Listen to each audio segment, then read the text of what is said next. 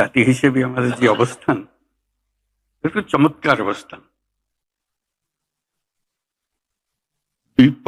দুই পাশে দুই মহাশক্তি আমাদের, ভারত আর চীন, তারা দ্রুত গতিতে এগিয়ে যাবে।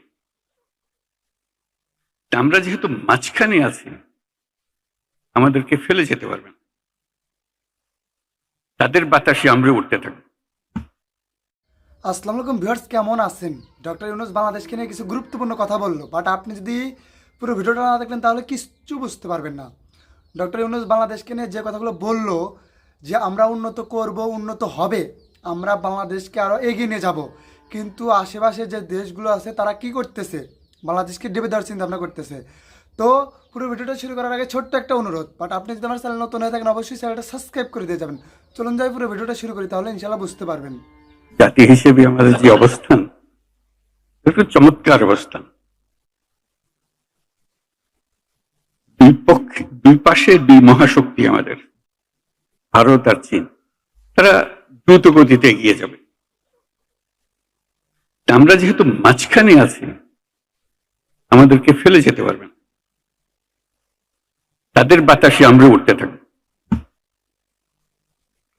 সেই থেকেই আমার বদ্ধমূল ধারণা বাংলাদেশের ভবিষ্যৎ অতি চমৎকার, তার অবস্থানের কারণে।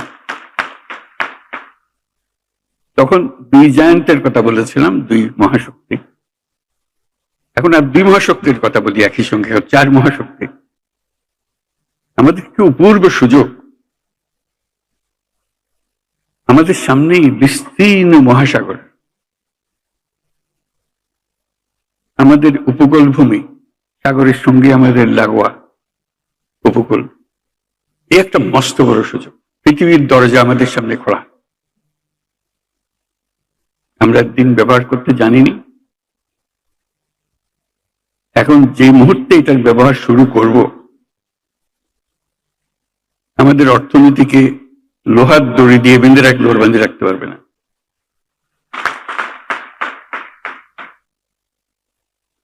এবং আমাদের উত্তরে হলো বিখ্যাত হিমালয় পর্বতমালা,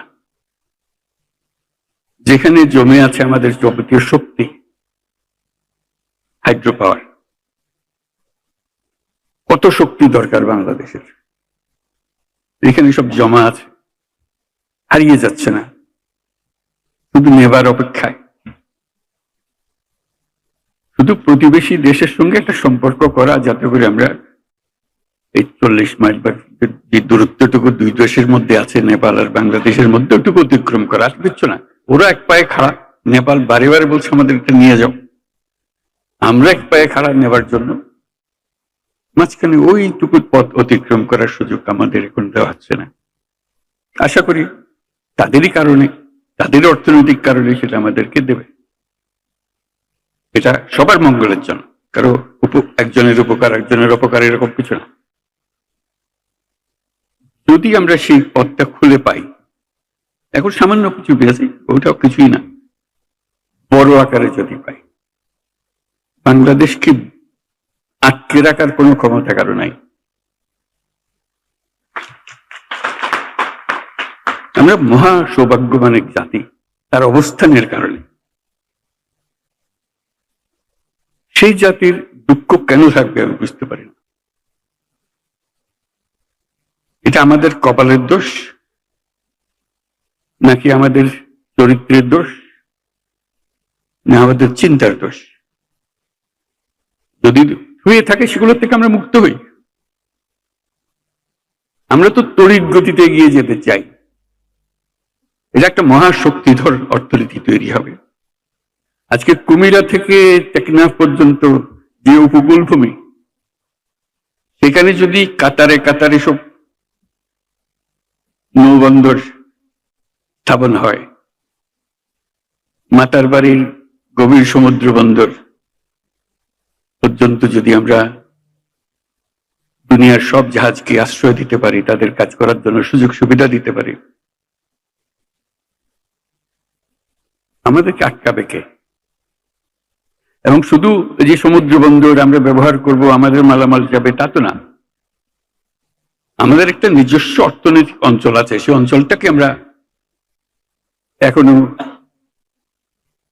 খুলতে পারিনি, কিন্তু অঞ্চল অপেক্ষা করছে আমাদের জন্য।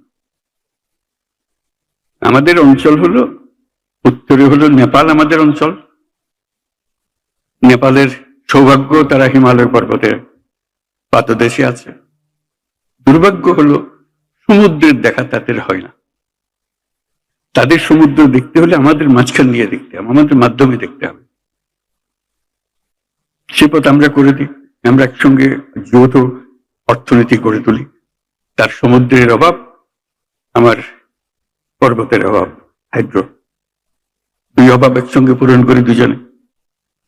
ভুটান একই কাণ্ড, তারও সমুদ্র দর্শন হয় নাই। তাকে সমুদ্রে আসতে হলে আমার পথ দিয়ে আসতে হবে, আমরা তাকে স্বাগত জানাই।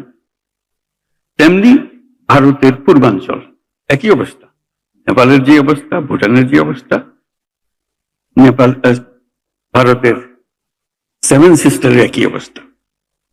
তার সমুদ্র দর্শন তার হয় না, হবে না। তার সঙ্গে আমরা যোগ দিয়ে একসঙ্গে এই অর্থনৈতিক অঞ্চল, আমাদের যে সমুদ্র বন্দর, তাদের মাল আনা নেওয়া করবে, আমাদের মাল আনা নেওয়া করবে, তাদের কাছে যাবে, তাদের অর্থনীতি আমাদের অর্থনীতি দুই একসঙ্গে জাগবে। তারাও খুব কষ্টের অবস্থায় আছে, তারা খুব ভালো অবস্থায় নেই।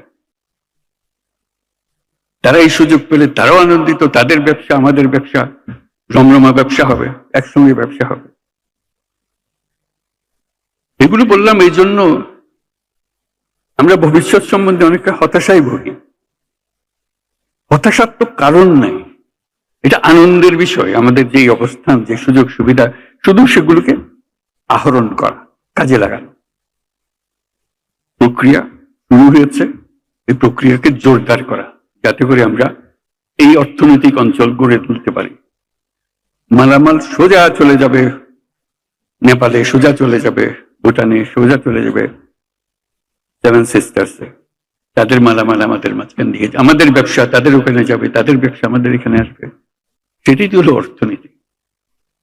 কাজেই আশা রাখছি পুরো ভিডিওটা দেখছেন এবং বুঝছেন যে হ্যাঁ আসল ঘটনাটা কী। রটনের যে কথাগুলো বললো অবশ্যই গুরুত্বপূর্ণ। বাট আপনি যদি চ্যানেল নতুন হয়ে থাকেন অবশ্যই চ্যানেলটা সাবস্ক্রাইব করে দিয়ে যাবেন। আর আজকের ভিডিও ছিল এতটুকুই। পুরো ভিডিওটা দেখার জন্য ধন্যবাদ।